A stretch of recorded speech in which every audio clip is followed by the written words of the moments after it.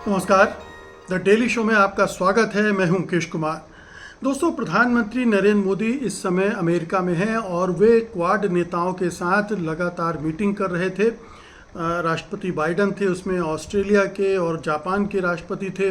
उन सब से वो सलाह मशवरा कर रहे थे कि एशिया प्रशांत क्षेत्र में जो चीन की चुनौती बढ़ती जा रही है उससे कैसे मुकाबला किया जाए।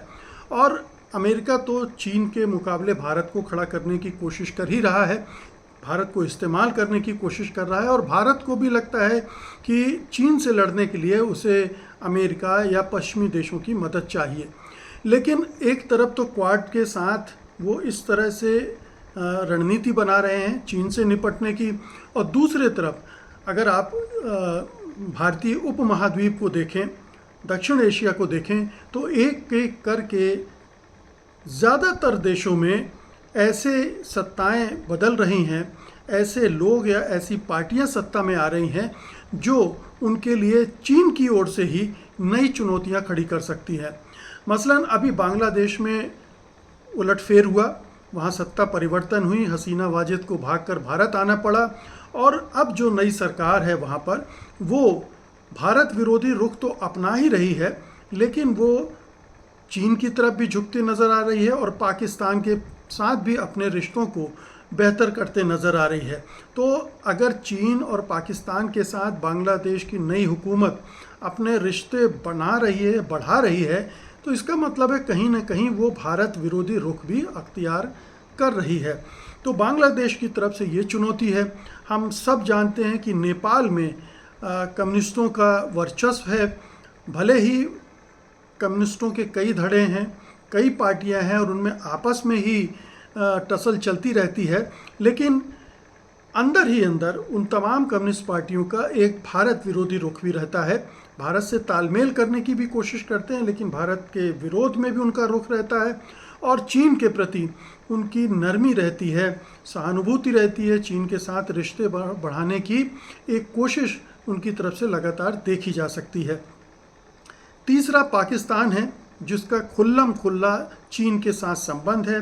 चीन पाकिस्तान में इन्वेस्टमेंट कर रहा है, पाकिस्तान को हर तरह से मदद करता है, राष्ट्रीय अंतर्राष्ट्रीय स्तर पर भी उसकी मदद करता है। तो राजनीतिक रूप से, सामरिक रूप से और आर्थिक रूप से तीनों स्तरों पर चीन पाकिस्तान का मददगार मुल्क है और पाकिस्तान भी पूरी तरह से चीन पर निर्भर हो गया है लगभग।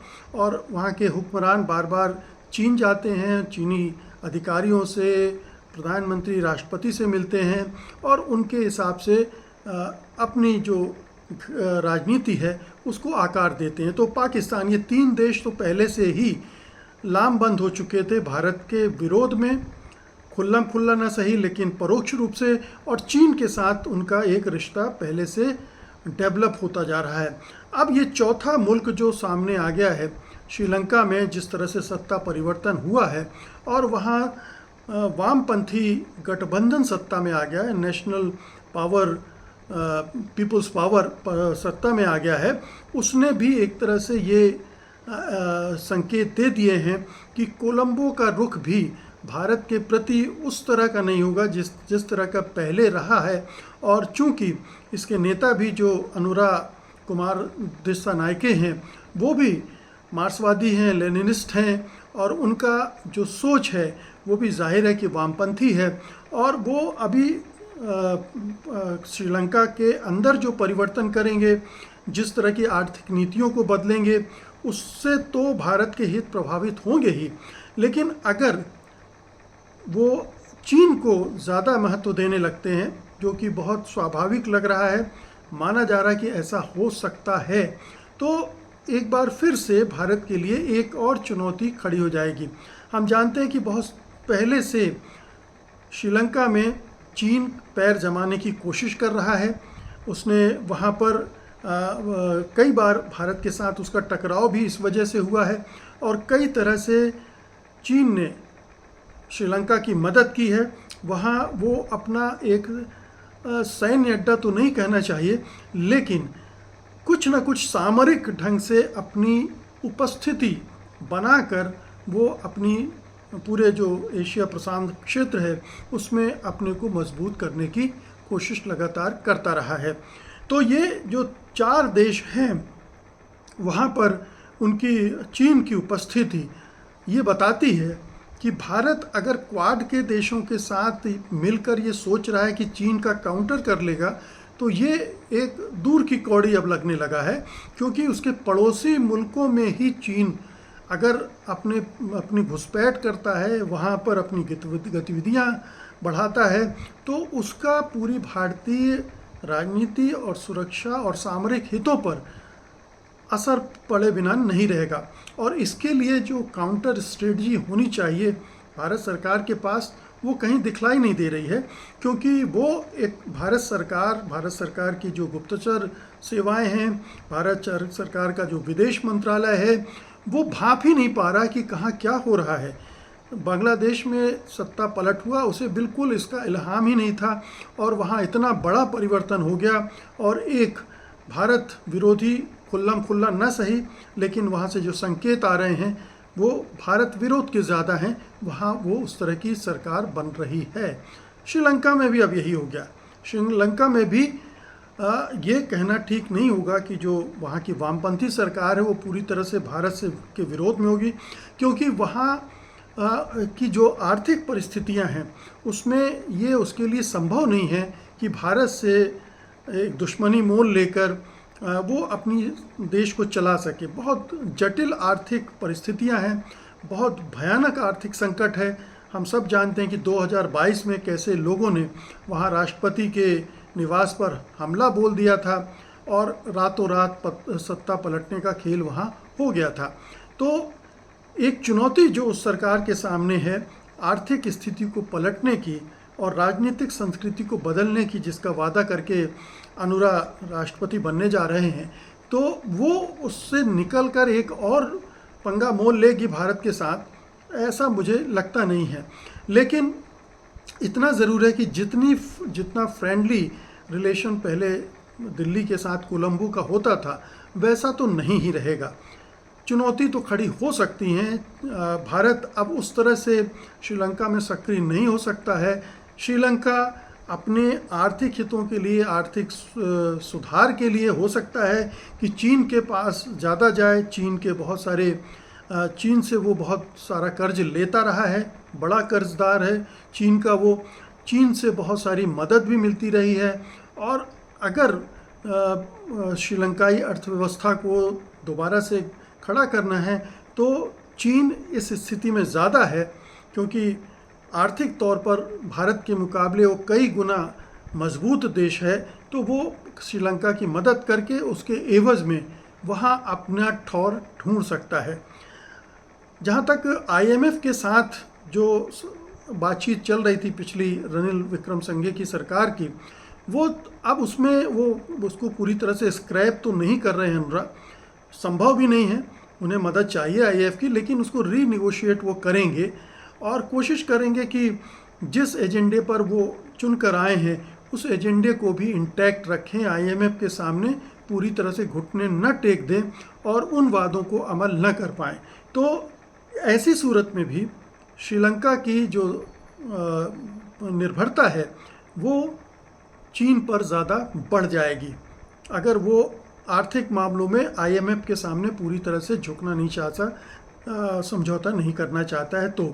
तो आप देखें कि ये 4-5 राज्य, और कहा तो ये भी जा रहा है कि अफ़गानिस्तान में भी चीन अपनी तरह से कुछ गुणा भाग कर रहा है, वहाँ भी अपने लिए एक रास्ता ढूंढ रहा है।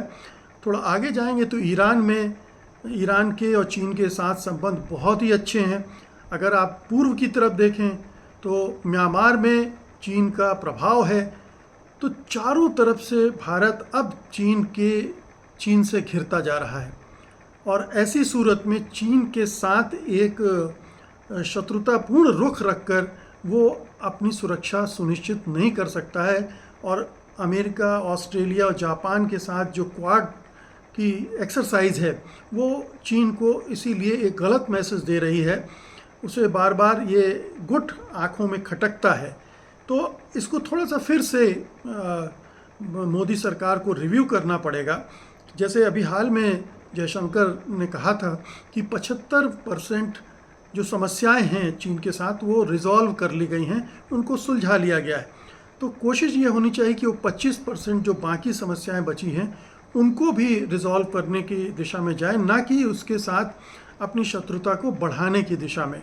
और इसमें अगर रूस किसी तरह की मदद कर सकता है, रूस से मदद लेनी चाहिए। रूस और चीन के संबंध अब बहुत बेहतर हो चुके हैं, इसलिए रूस इस तरह की कोशिश में मददगार साबित हो सकता है। तो ये पूरा खेल जो है अब एक दूसरे तरह से शेप ले रहा है।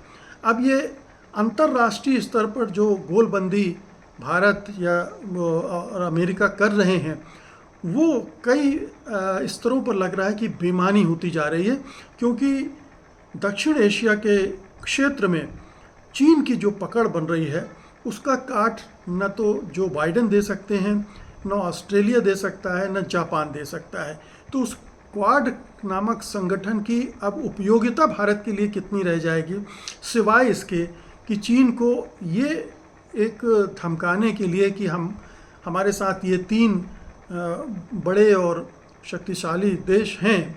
लेकिन चीन इससे मुझे नहीं लगता है कि घबराएगा, क्योंकि चीन अब काफ़ी शक्तिशाली हो गया है। और इसकी एक भनक आपको जो बाइडेन के उस बयान से मिल सकती है, बयान तो नहीं, उस बात से जो वो हॉट माइक पर बोल रहे थे और जो पत्रकारों ने सुन ली। वो गोपनीय थी लेकिन पत्रकारों ने सुन ली और वो सार्वजनिक हो गया।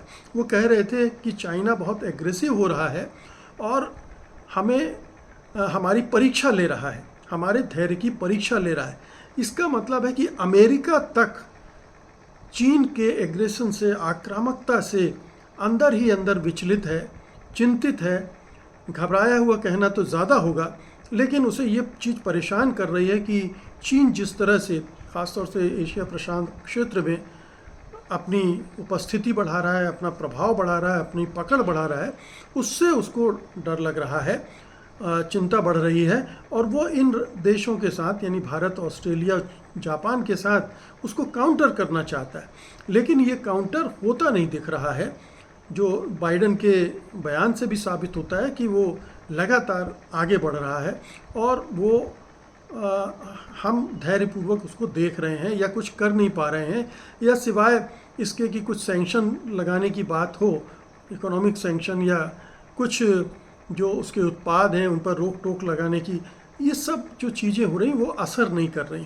दरअसल चीन अब एक महाशक्ति बन चुका है और उस महाशक्ति ने पूरे दुनिया भर में अपना एक नेटवर्क कायम कर लिया, आर्थिक हिसाब से भी और सामरिक हिसाब से भी वो बड़ी तेज़ी से अपने आप को सुदृढ़ करता जा रहा है। ऐसी सूरत में भारत के लिए सबसे उपयुक्त क्या होगा कि चीन के साथ दोस्ती हो जाए, चीन के साथ थोड़ा भाईचारा बेहतर हो, टकराव कम हो और आपसी रिश्तों को इस तरह से बना लिया जाए, उसमें विश्वास की बढ़ोतरी हो कि किसी और देश की उस तरह से ज़रूरत ना पड़े। हालांकि फिर भी चौकन्ना रहने की ज़रूरत है कि चीन कहीं धोखेबाजी ना करे और उससे कोई नई समस्या ना खड़ी हो, ये ध्यान रखने की ज़रूरत है। लेकिन अगर कॉन्फिडेंस बिल्डिंग मेजर ठीक से लिए जाएं और ठीक ढंग से संबंधों में विश्वास कायम किया जाए तो शायद वो स्थिति पैदा नहीं होगी।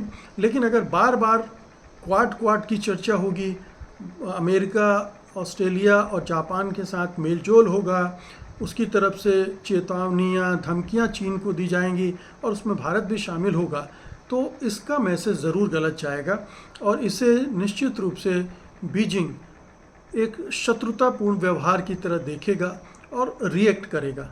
तो भारत की समझदारी इसमें है कि उसे इस सब से बचना चाहिए, ये देखते हुए कि अब दक्षिण एशिया में उसका रुतबा वैसा नहीं बचा है। इन 4-5 देशों में सत्ता परिवर्तन के बाद इन देशों में स्थिरता आ जाए, इन देशों के साथ भारतीय संबंध बेहतर हो जाएं, उस तरह से चीन यहाँ घुसपैठ ना कर पाए, इसको सुनिश्चित कर पाए। इसके बाद हो सकता है कि आप कुछ और थोड़ा सा एग्रेशन के साथ कुछ दूसरे मोर्चों पर अपनी सक्रियता दिखाएं, लेकिन आज की तारीख में ये अपने पैरों पे कुल्हाड़ी मारने जैसा होगा। बहुत बहुत शुक्रिया आपका, धन्यवाद, नमस्कार।